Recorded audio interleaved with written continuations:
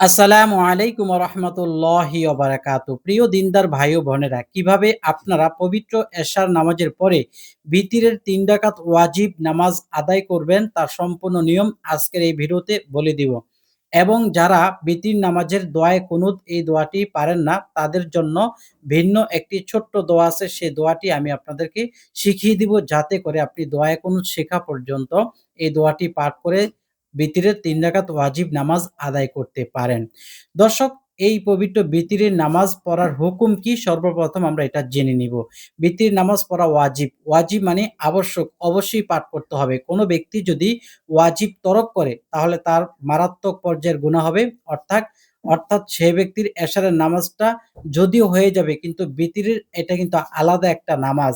এই নামাজের সম্পূর্ণ সে গুনাহের ভাগী হবে। সুতরাং অবশ্যই বিতির নামাজ আদায় করার জন্য সঠিক নিয়মে আদায় করতে হবে।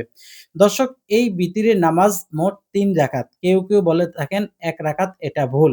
কারণ নবীজি সাল্লাল্লাহু আলাইহি সাল্লাম রাতে এশারের পরে ১১ রাকাত নামাজ কিয়ামুল লাইল করতেন। তার মধ্যে ৮ রাকাত হলো তাহাজ্জুদ, ৯, ১০, ১১ আর বিজোড় যে ৩ রাকাত আছে এই ৩ রাকাত তিনি পাঠ করতেন বিতিরের নামাজ।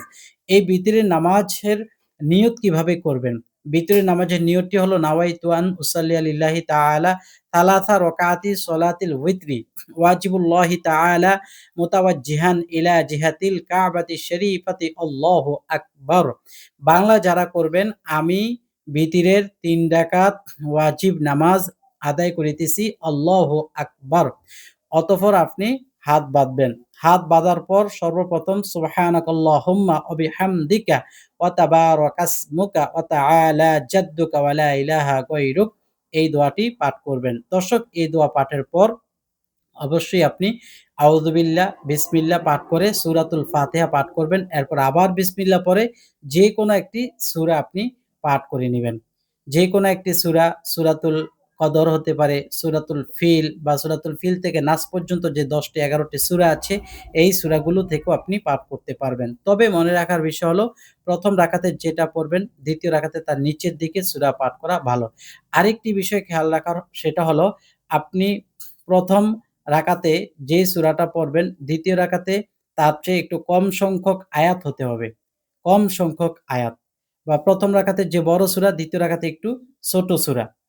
দর্শক, এ হলো বিতির নামাজের আপনার সূরা বা কেরাতের নিয়ম। আর নবীজি সাল্লাল্লাহু আলাইহি সাল্লাম যেভাবে পাঠ করতেন, তিনি ১ম রাকাতে সাব্বিহিসমা রব্বিকাল আ'লা, ২য় রাকাতে সূরাতুল আসর, ৩য় রাকাতে সূরাতুল ইখলাস। এই ৩ টি সূরা দিয়ে নবীজি সাল্লাল্লাহু আলাইহি ওয়াসাল্লাম বিতরের সালাত আদায় করতেন।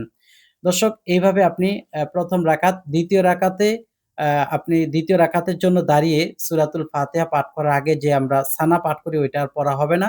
এখন সরাসরি বিসমিল্লাহর সহিত আপনি সূরাতুল ফাতিহা পাঠ করে এরপর যেকোনো একটি সূরা তার নিচের দিকের ১ম রাকাতে যা পড়ছেন তার নিচের দিকের একটি সূরা পাঠ করে ২য় রাকাত পূর্ণ করবেন। এরপর আপনি রুকু সেজদা করে আখিরি বৈঠক শেষ করে নামাজটি শেষ করবেন।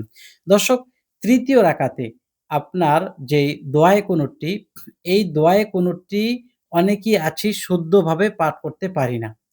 তাদের জন্য ছোট্ট একটা দোয়া আছে। রব্বানা আতিনা ফিদ দুনিয়া হাসানাতাও ওয়া ফিল আখিরাতি হাসানা ওয়া কিনা আযাবান নার। এই দোয়াটি। এটা কখন পড়বেন?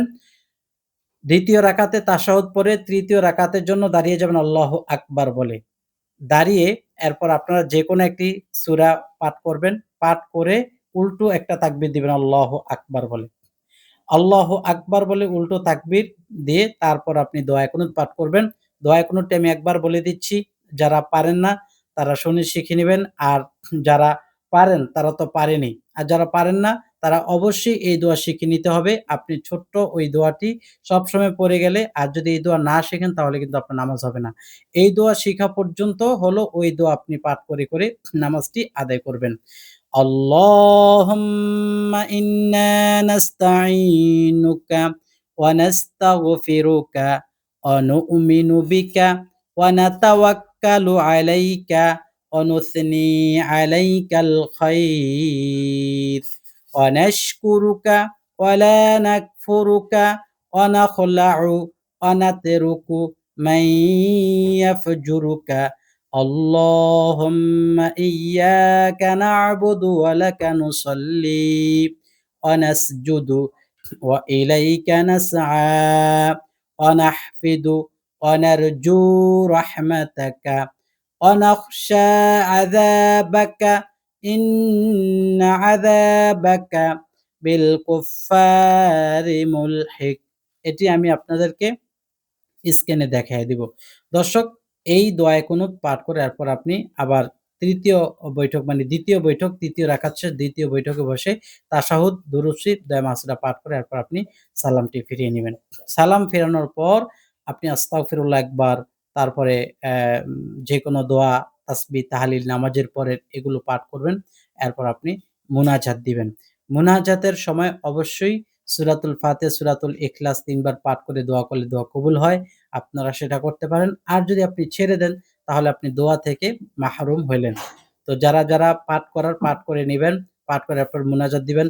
আলহামদুলিল্লাহি রাব্বিল আলামিন ওয়াসসালাতু ওয়াসসালামু আলা সাইয়্যিদিল মুরসালিন ওয়া আলা আলিহি ওয়া আসহাবিহি ওয়া বারিক ওয়া সাল্লিম। রব্বানা আতিনা ফিদ দুনিয়া হাসানাতাও ওয়া ফিল আখিরাতি হাসানাহ ওয়া কিনা আযাবান নার। ربنا اصرف عنا عذابها جهنم إن عذابها كان غراما رب اغفر لي ولوالدي وللمؤمنين يوم يقوم الحساب। রব্বে কারীম, আমাদের নামাজ, তাসবিহ, তাহলিল, দোয়াগুলো কবুল ও মঞ্জুর করে নেন। জীবন ও যৌবনের সমস্ত গুনাহ-খাতাগুলো মাফ করে দেন। সমস্ত আযাব, গজব, বালা, মুসিবত থেকে হেফাজত করেন। আল্লাহ, আপনি আমাদের সবাইরে মাফ করেন। জিন্দেগীর সমস্ত মনের নেক মাকাসিদগুলো পূর্ণ করিয়া দেন। আমাদের মৃত ব্যক্তিবর্গরা যারা অন্ধকার কবরে তাদেরকে মাফ করে দেন। কবরের আযাব মাফ করে জান্নাতুল ফেরদৌস নসিব করে দেন। সুবহানা রাব্বিকা রাব্বিল ইজ্জাতি আম্মা ইয়াসিফুন ওয়া সালামুন আলাল মুরসালিন ওয়ালহামদুলিল্লাহি রাব্বিল আলামিন। আলহামদুলিল্লাহ।